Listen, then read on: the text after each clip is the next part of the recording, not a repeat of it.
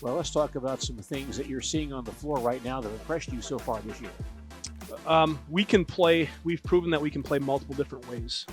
We've got a lot of size this year, which is something that we haven't had in the past. We've also had good guard play. There are times when we want to create more possessions for ourselves because we do have a lot of skill and talent offensively. Sometimes we got a little too fast for ourselves, live ball turnovers leading to points the other way. But we're very comfortable in playing multiple ways, and I think that's what's very encouraging about our team right now.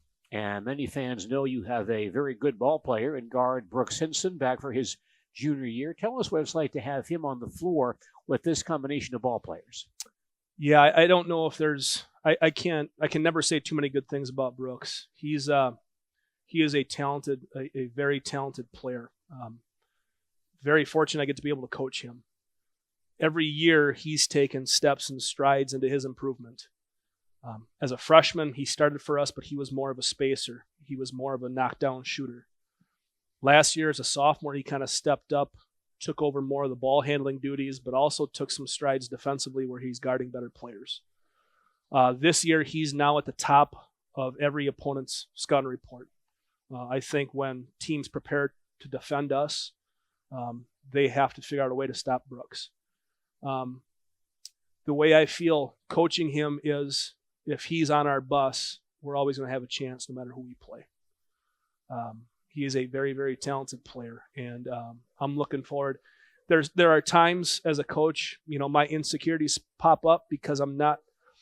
Sometimes I think he deserves a better coach because he's always hungry for more information, and it's a challenge for me in improving my skill as a coach to give him and feed him more information because he wants to be coach, he wants to learn, he wants to improve, and he makes me a better coach. Coach, you're despite the talent you have on your team, you have a rather inexperienced team, only three seniors on this team. So having Brooks on the roster, on the floor, how does that help your ball club with some of these inexperienced ball players? Yeah, even with our seniors there, for the majority of them, they were on our JV team last year, and we're only really returning 3 guys that had significant varsity experience. One of those, and Chris Pohl, was only up for a half a year for us. So with Brooks Hinson, Landon Lee, and Chris Pohl, we're kind of relying on those guys to motivate their teammates that we have to get used to the speed and the physicality of the varsity play because it just is, it's different. There's no other way to gain that experience other than you try to make your practices really competitive. And Brooks and Landon and Chris are 3 of the most competitive guys that we've got. So we're relying on them to make sure that our practices are competitive and physical and fast so we can then translate that to the floor. If you would, tell us about some other young men on your ball club this year. Well, outside of Brooks, Landon, and Chris, the 3 seniors that we've got, and I'm going to say this a lot because they mean a lot to me. Max Ortel, Noah Daniels, Brant Fries.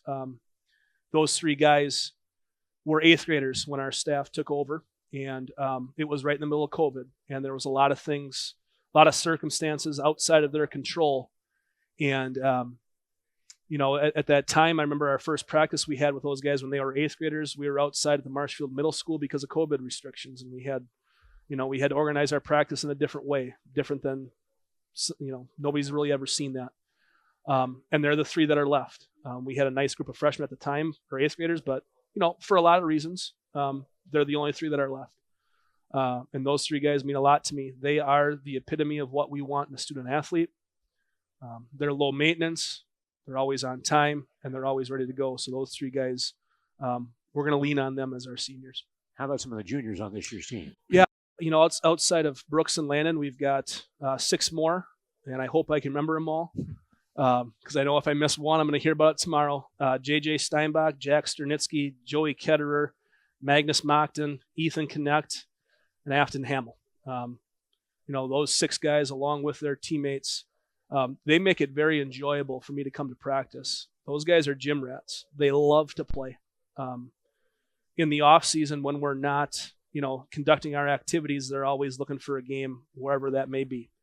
And they're a very, very enjoyable group, and they're very, very coachable, which makes it much more fun. You have, as you mentioned, great size on this year's team, probably the biggest team ever at Marshfield High School, and the way the game is structured today, guys like Chris Pohl and Valen Ramberg can play facing the basket and do some things away from the basket. But the presence of Ethan Connect as more or less a post type play. Now, he does take a couple of threes. Yes, he has. He's worked hard once in a while. He can play out there, but really his game is down low. So tell us about the he has, assuming that role for your ball club, and not forcing someone else to play that position. So one of the things that Ethan in particular does very, very well is he runs the floor very well. He got a couple of early buckets against Appleton East just because he ran to the rim and beat everyone down the floor. Ethan plays with a lot of energy, and the guy that has the most energy. So between those three particular guys that you just mentioned, including Magnus Mockton, who's about 6'4", 6'5", we do have to alter how we want to play our 5-out motion offense a little bit to see if we can get them some more post touches. We've had a couple matchups early against Rapids and Holman that were primarily 5 guards, 6'2" and under. And with those types of teams where they're switching, fronting posts, we've got to figure out different ways to utilize those guys. It can be a challenge at times, but that's what makes it fun. And on the flip side of that, we're starting to guard those guys better on the perimeter. Ethan, Chris, Valen, those guys, Magnus, they never really had to guard perimeter guys before, and now we're seeing some growth and improvement in that area as well. I would think that Brooks Hinson would be very pleased with the presence of Landon Lee on the floor, because that means Brooks does not have to be the point guard all the time. So tell us what Landon is and how he helps your ball club. It's very enjoyable to get to coach the tandem of those two guys because they play so well off each other. They've been playing together for multiple years now. They've got that teammate being in sync with one another. They know what they're going to do before they do it. Landon, little trouble the first 2 games against Appleton East and Holman, got in some foul trouble. He didn't play well those first 2 games, and he'll be the first to admit it. But he played really well against Rapids. He played very well against La Crosse Central. It is a luxury to have either of those 2 guys initiate the offense. We get a rebound or they get a rebound, and they can push it where we don't have to look for that one guy. So it is a luxury to have those 2. And as you mentioned, a couple of sophomores making big contributions as well. Yeah, Valen Ramberg and Chris Pohl, they're special talents. They're very skilled big men, both at about 6'5" or taller. I think Chris might be about 6'6" or 6'7" right now. And those guys can play in a multitude of ways. They both have the ability to knock down the 3, which is what we love, which is what we coach. They also have the ability to take a smaller defender down on the low block and work with their back to the basket. So really, really excited about the next 3 years with those 2.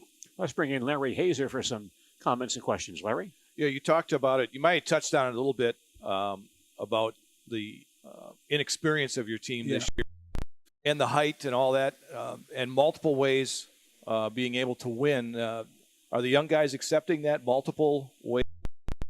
I know you sometimes touched on it a little bit there. It's especially with a younger player, you've got to coach some things out of them that they may have picked up either through so much that in the offseason, they play so many games, right? AAU, they play so many games. You're playing 7 games in a weekend, but you only get to practice 1 time.